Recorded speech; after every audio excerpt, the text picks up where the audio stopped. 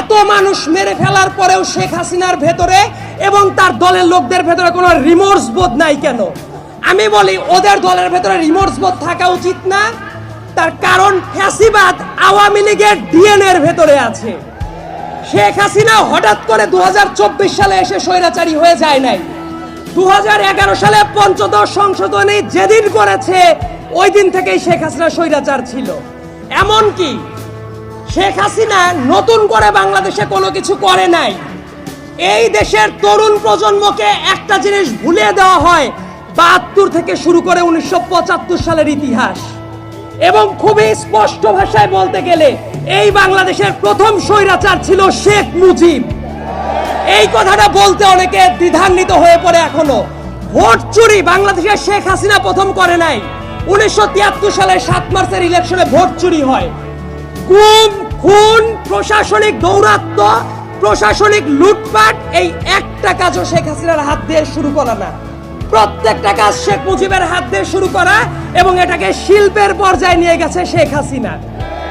এই যে এত চেতনার কথা বলে, মুক্তিযুদ্ধের চেতনা, অমক চেতনা, তমক চেতনা, মুক্তিযোদ্ধাদের পরে কি শেখ হাসিনা সিম্প্যাথি দেখিয়েছে কখনো?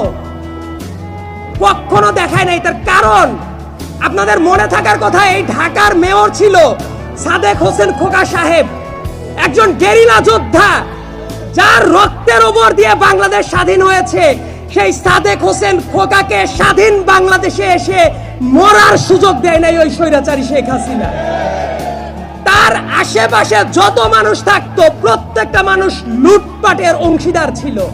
এবং যত ব্যবসায়ী, যত সংবাদ মাধ্যমের যারা কর্মী ছিল, যত আদালত, একটা ব্যাপার নিয়ে কথা বলতে খুবই আক্ষেপ হয়, আমি আইনের ছাত্র, যে মঞ্চে দাঁড়িয়ে আমরা কথা বলছি, আমাদের হাতের বাম সাইডে যে আদালতটা আছে বাংলাদেশের ভেতরে পবিত্রতম জায়গা হিসেবে চিন্তা করা যেত, কিন্তু ওই আদালতের মাধ্যমে কত নিরীহ মানুষের রক্ত কেড়ে নিয়েছে শেখ হাসিনা, তার কোনো ইয়ত্তা নাই।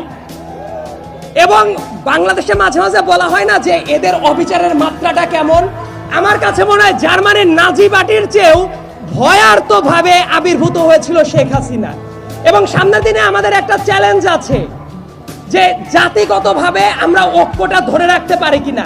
তবে এই জায়গায় এসে আমি একটা ব্যাপার সুনিশ্চিত, সামনে বাংলাদেশে এক থাকবে।